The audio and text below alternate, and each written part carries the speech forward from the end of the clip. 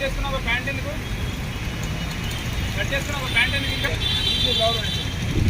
వేసుకున్న తర్వాత వస్తాయి దాని మీద అన్ని దొంగతనాలు చేసుకొని వెళ్ళిపోతున్నారు. ఇట్లా జరుగుతున్నారు. మేము మాత్రం చేయకూడదా?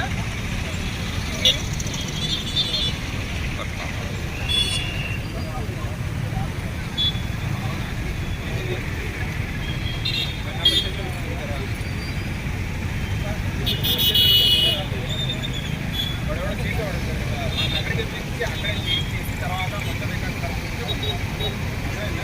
చేసేవాళ్ళు ఉంటాడు మన పిలిపించి number plate standard number plate అర్థం కదా చేసేసి అన్ని కరెక్ట్ మంచిది.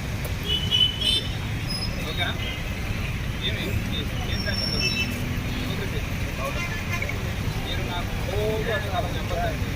నేను టైం ఇస్తాను. మీకు ఫ్రెండ్స్ అడుగుతారు, నేను ఇవ్వాలి. మీరు మాత్రం పురోగతిస్తారు. ఏం చేయాలంటే లాస్ట్లో కౌన్సిలింగ్ ఇచ్చి టెంపరీగా తీర్చుకుని ఇవ్వమన్నారు. నేను అట్లా ఎవరైతే అందరికీ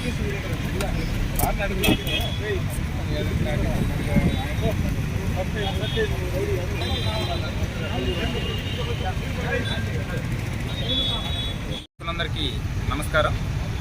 ముఖ్యంగా మనం బైక్స్ అందరూ టూ వీలర్స్ చాలా ఎక్కువ రోడ్డు మీదకి రావడం జరుగుతుంది. కానీ మోటార్ వెహికల్స్ యాక్ట్లో కూడా ఫైన్స్ ఎంత పెంచినా సరే మోటార్ వెహికల్స్ సంబంధించి చాలా తక్కువ రూల్స్ ఫాలో అవుతున్నారు.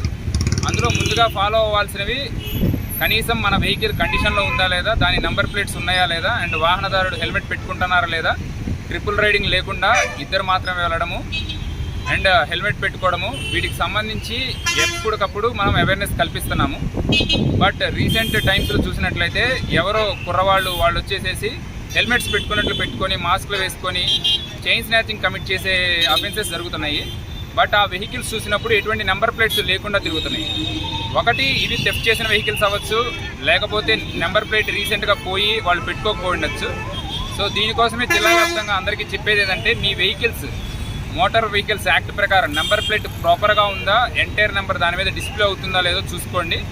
సో ఇక మీదట ఎక్కడైనా సరే నెంబర్ ప్లేట్ లేని వాహనాలు కనిపిస్తే, అది టూ వీలర్ అయినా ఫోర్ వీలర్ అయినా ఎటువంటి వాహనమైనా సరే దాన్ని సీజ్ చేసేసి మొత్తం రికార్డ్స్ పర్ఫెక్ట్గా చూసి నెంబర్ ప్లేట్ పెట్టించిన తర్వాత మాత్రమే రిలీజ్ చేయడం జరుగుతుంది. లేని పరిస్థితుల్లో దానికి నెంబర్ ప్లేట్ లేనందుకు ఫైన్ వేయడం జరుగుతుంది. అండ్ వాళ్ళు ఎటువంటి రికార్డ్స్ కనుక ఫర్నిష్ చేయకపోతే దాన్ని ఈవెన్ కోర్టు పర్మిషన్తో జప్తు కూడా చేస్తాం. సో ఇది అందరికీ చెప్పడం జరుగుతుంది.